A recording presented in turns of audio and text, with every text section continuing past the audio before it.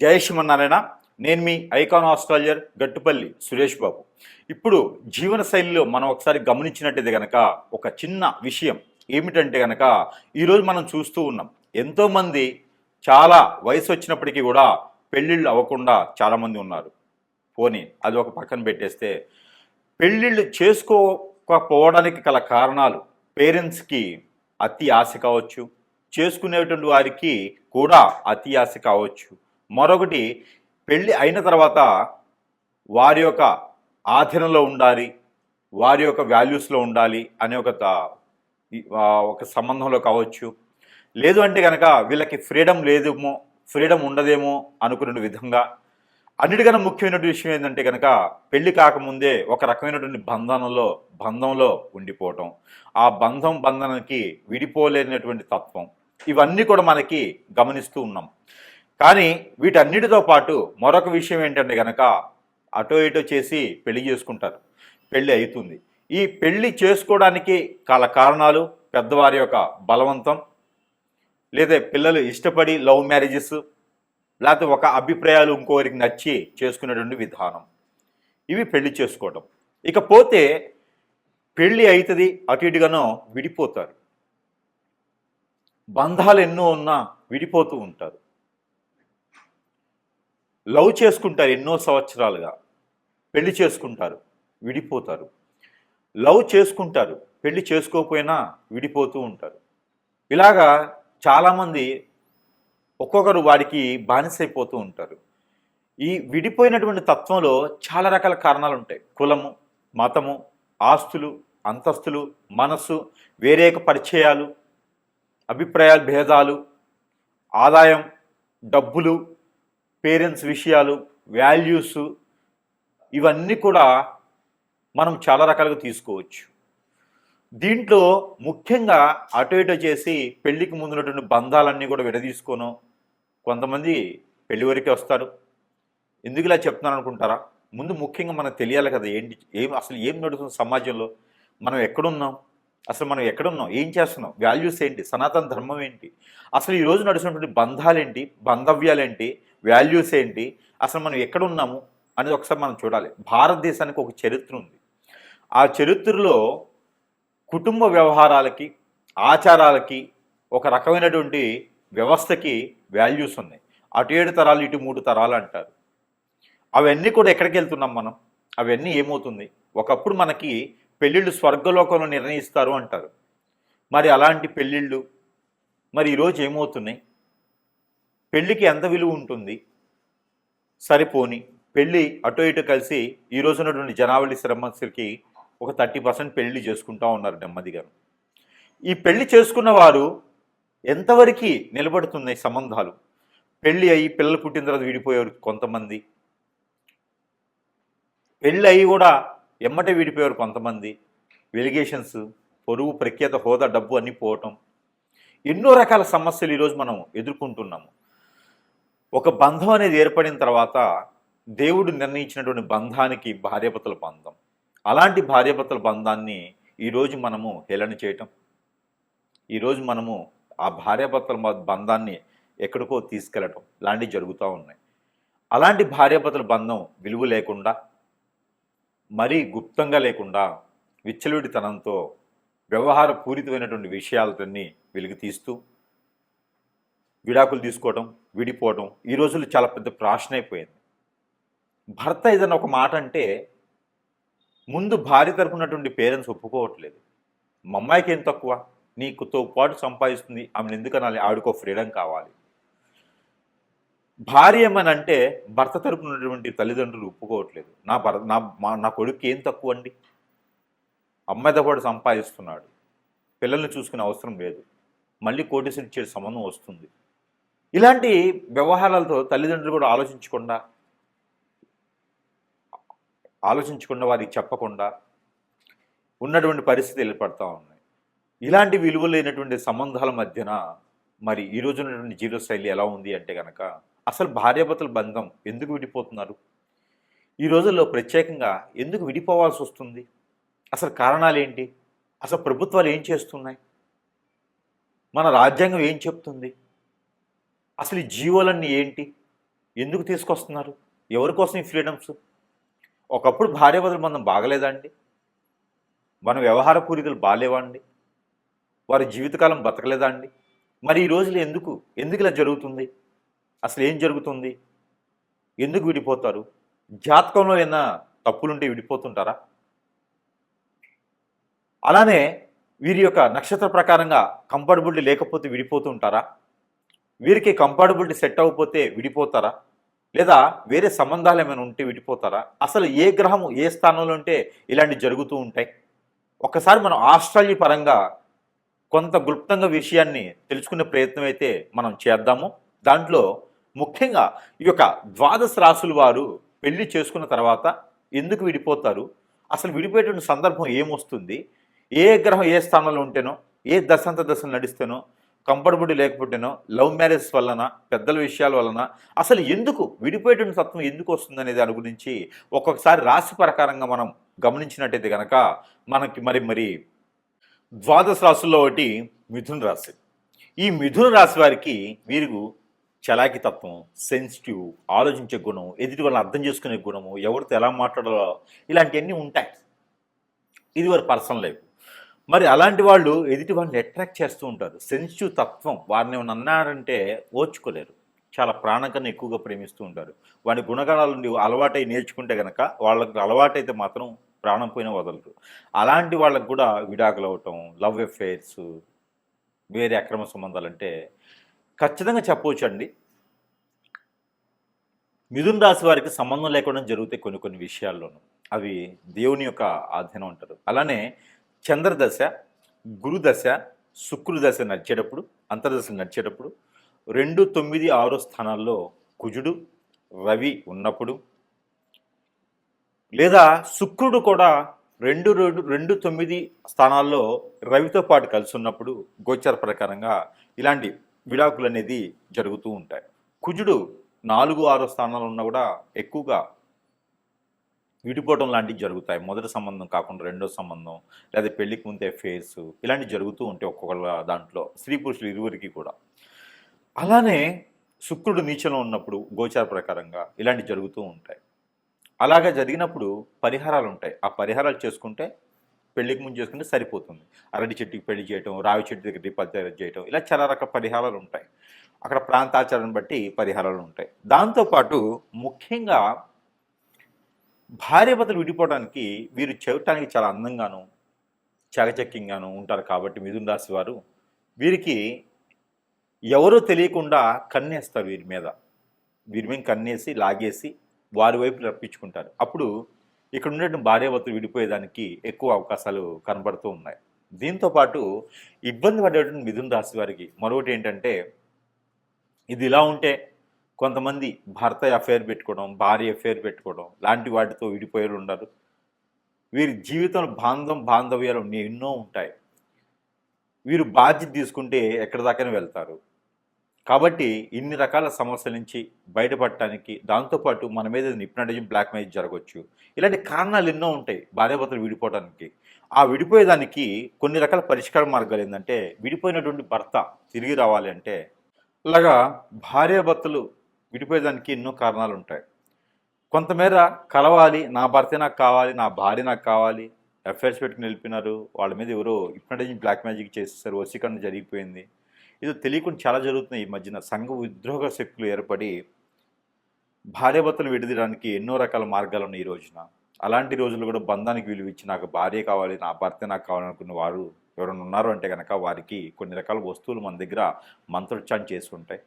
మనము ఇది సోప్ అండి, సబ్బు, ఒంటి సబ్బు అనమాట, ఇది బాడీ సోప్. ఈ సోపులతో కూడా మన భర్తని మనం తెచ్చుకోవచ్చు, మన భార్యని మనం తెచ్చుకోవచ్చు. వారిలో ఏమైనా సిమ్టమ్స్ ఉన్నాయి, వారిలో ఏదైనా మార్పు వచ్చింది అన్నప్పుడు ఈ సోపు వారి చేత వాడించండి. తెలియకుండా వాష్రూమ్లో పెట్టేస్తే వారే వాడేస్తారు, అందరూ వాడుకోవచ్చు. ఇది ఈ సోపును వాడించడం వల్ల, ఇది షాంపూ, ఇవన్నీ కూడా మంత్రోచ్చారణ చేసి ఉంటాయి. ఇది షాంపూ. ఇంకా మన దగ్గర హెయిర్ ఆయిల్ ఉన్నది, రోజ్ వాటర్ ఉంది, ఎన్నో రకాలైనటువంటి వాటిల్లో మంత్రోచ్చారణ చేసి ఉంటాయి. ఇవి వాడుకోవడం వలన, వాడించడం వలన ఇంటిల్లిపాది వాడుకోవచ్చు. ప్రేమ, అనురాగం, ఆప్యాయత అన్ని రకాలుగా మనకెళ్ళి వస్తూ, వేరే ఎవరైనా చేయి వేసినప్పుడు కానీ, వేరే ఎవరైనా ట్రై చేసినప్పుడు అయితే చెప్పుచ్చి కొడతా అనే విధంగా ఉంటారు. కాబట్టి ఇంట్లో బంధాలు బాంధవ్యాలు కాపాడుకోవాలంటే ఇప్పుడున్నటువంటి జనరేషన్ తగ్గట్టు మనం ఉండాలి. దాంతోపాటు ఇరువురు కూడా అర్థం చేసుకోవాలి ఒకరినొకరు. అన్ని రకాలు ఉండటం పాటు ఇవి కూడా వాడినట్టయితే ఇంకా మన దగ్గర చాలా రకాల వస్తువులు ఉన్నాయి. మనకు సంబంధించినటువంటి ఏదైతే కావాలో అవి మనం సరసమైనటువంటి ధరల్లోనే మీ చెంతకే చేర్చేటువంటి సదవకాశాలు కూడా మన దగ్గర ఉన్నాయి. సదుపాయం కూడా ఉంది. కాబట్టి ఎవరికైనా కావాలంటే సంప్రదించవచ్చు. లేదు ఇంకేదైనా పరిష్కారం మార్గం కావాలంటే కూడా చూడొచ్చు. చిన్న చిన్న సమస్యలు అయితే కనుక ఈ పరిహారం చేసుకొని అదృష్టవంతులు అవ్వచ్చు. ఇలానే కనుక విడిపోయినట్లయితే కనుక మీకు ఒక చిన్న పరిహారం కూడా చెప్తాను. ఆ పరిహారం చేయండి. కొంతమేర ఇదంతా కూడా గుడ్డిలో మెల్ల అనుకోవచ్చు. అంటే పూర్తిగా కళ్ళు లేని వాళ్ళకి కొంచెం మసలబారిన కళ్ళు ఉండి కళ్ళలో పెట్టుకుంటే ఎట్లా ఉంటుందో అలాగ పరిహారాలు. ఇంకా పూర్తి దోషాలు పోవాలంటే మాత్రం ఖచ్చితంగా గురువుని కలవాల్సిందే. సమీప దూరంలో గురువుని ధరిస్తే మీకున్న పరిష్కార మార్గం అయితే చూపించబడుతుంది. అయితే ముఖ్యంగా ఈ పరిహారం అయితే మీకోసం ప్రయత్నం చేయండి. ఇక ఈ ఒక రాశి వారైతే కనుక మీరు ఏం లేదండి, 5 బావిల నీళ్ళని ఉంటాయి, లేదా 5 చెరువుల్లో నీళ్లు తీసుకురాండి, లేదా 5 బోరుల్లో నీళ్లు. 5 ఇళ్లల్లో కాదు, 5 బోరుల్లో లేదా 5 బావిల్లో, బావి చెరువు అంటారు కదా, అట్లాగా 5 వాటిల్లో నీళ్లు తీసుకురావాలి. 5 చెరువుల్లో నీళ్లు తీసుకొచ్చి ఒకటిగా చేయాలి. ఒక దాంట్లో కలుపుకోవాలి. కలిపినటువంటి దాంట్లో కుంకుమ పువ్వు, పన్నీరు, జాజికాయ, జాపత్రి, అనాస పువ్వు, దాల్చిన చెక్క, మిరియాలు, అలానే ఇంగువ, ఇవన్నీ కూడా కలగలిపి ఒక్క తమలపాకులు 2 ఇవి కూడా వేసి మిక్సీ కొట్టాలి. మిక్సీకి వేసి దాన్ని అంతని కూడా పేస్ట్ చేయాలి. ఈ పేస్ట్ చేసింది ఈ పాలలో కలపాలి. తగినంత తేనె కలపాలి. కలిపినటువంటి మిశ్రమాన్ని ఎక్కడైనా సరే దానిమ్మ చెట్టు లేదా సీతాఫల చెట్టు లేదా వేప చెట్టు, రావి చెట్టు, ఈ 2 కలగలిపి ఉన్నటువంటి సమయం, అక్కడ స్థలం, వాటిలో గురువారం రోజున, శుక్రవారం రోజున సాయం సంధి వేళలో అభిషేకం చేసి మట్టి ప్రమిదిలో, అభిషేకం అంటే చెట్టు పాదిలో పోయటం, 3 సార్లు తిరుగుతూ పోయాలి. అలానే ఒక పసుపు కలర్ దారం కానీ, 7 పోగులు వేసినటువంటి వైట్ కలర్కి పసుపు రాసినటువంటి దారం కానీ ఆ చెట్లుకి కట్టాలి. 7 పోగులు 7 సార్లు తిరిగి చుట్టూ కట్టాలి. అది వేసి కనుక అక్కడ చెట్టు కింద మట్టి ప్రమిదిలో 2 ఒత్తులేసి ఆవు నెయ్యితో లేదా కోకోనట్ ఆయిల్తో దీపరాజన చేయాలి. లేదా నిమ్మకాయ తొడిమి ఉంటుంది కదా, అది నిమ్మకాయ తొక్క, అదే వెనక తిప్పేసి కోకోనట్ ఆయిల్ వేసి దీపారాయణ చేయాలి. ఇలాగా 3 మాసాలు 3 సార్లు చేస్తే వారంతో సంబంధం, నక్షత్రంతో తిథితో సంబంధం లేదు. గురువారం లేదా శుక్రవారం చేయండి. మాసానికి ఒకసారి ఏం చేయండి. పౌర్ణమి ముందు వచ్చేటువంటి శుక్రవారం, గురువారం చేస్తే చాలా మంచిది. ఇలాగా 3 మాసాలు 3 సార్లు చేయాలి. స్త్రీ పురుషులు ఇరువురు కూడా చేయొచ్చు. ఇది ఎందుకోసం పరిహారం మీకు చేసి ఆ ప్రమిది కింద మీ సమస్య భార్యాభర్తల మధ్యన ఏముందో, ఎందుకు గొడవలు అవుతున్నాయి, ఏదైనా అఫైర్స్ ఉన్నాయా, ఏదైనా సమస్య ఉందా, ఆర్థిక సమస్య, ఆరోగ్య సమస్య, లేకపోతే మాట వినట్లేదా, ఇవన్నీ కూడా సమస్యని ఒక వైట్ పేపర్ మీద కాటుకతో కాజల్తో అయినా రాయండి. మీ భాషలో మీరు రాయండి. రాసి 4 మడతలు వేసి మీకు ఆ ప్రమిది కింద పెట్టండి. ఆ ప్రమిది కింద పెట్టేటప్పుడు మోదుగాకు అని ఉంటుంది. ఆ మోదుగాకు వేయండి. మోదుగాకు పైన ఈ పేపర్ పెట్టండి. ఈ పేపర్ పైన ప్రతిమ పెట్టి దాంట్లో దీపారాధన చేయండి. ఇలా 3 వారాలు 3 మాసాలు చేయండి. దీని ద్వారా విడిపోయినటువంటి వారు కలుసుకునే దానికి చాలా అవకాశం ఉంటుంది. కాబట్టి ఈ ప్రయత్నం మీకోసం. ఈ పరిహారం అయితే ఖచ్చితంగా మీకోసమే. ఈ రాశి వారైతే కనుక ఒక జాజికాయ తీసుకోండి, తెల్ల జిల్లేడు ఏరు చిన్నది నల్ల ఉమ్మెత్త ఏరు చిన్నది, ఈ 3 తీసుకోవాలి. ఈ 3 తీసుకొని భోజపత్రం అని ఉంటుంది, మనకి పూజ సామాగ్రిలో దొరుకుతుంది. భోజపత్రం అంటారు. చెక్కతో చేసినటువంటి ప్యూర్ పేపర్ అంటారు అనమాట. పేపర్ అంటే మిషన్లో వేసి రంగరించి పేపర్లో వస్తుంది కదా, అది భోజపత్రం అంటారు. మనకి చూస్తే తెలుస్తూ ఉంటుంది భోజపత్రం అంటే ఏంటనేది. అయితే ఆ భోజపత్రం పైన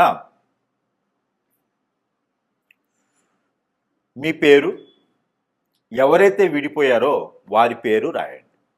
రాసి మధ్యలో స్వస్తిక్ వేయండి. ఆ పేరుకి పేరుకి మధ్యన స్వస్తిక్ వేయండి. స్వస్తిక్ వేసి చుట్టూతా కూడా ఇంటూస్ గీయండి. ఇంటూ అష్టదిబ్బందన అన్నట్టుగా 8 ఇంటూ గిలియాలి. 8 రకాల ఇంటూలు రౌండ్ వైర్గా గీస్తూ ఉండాలి దానిపైన. అది రెడ్ ఇంక్ పెన్ అయినా, బ్లూ ఇంక్ పెన్ అయినా, బ్లాక్ ఇంక్ పెన్ అయినా రాయొచ్చు. ఆ భోజపత్రం మీద రాసి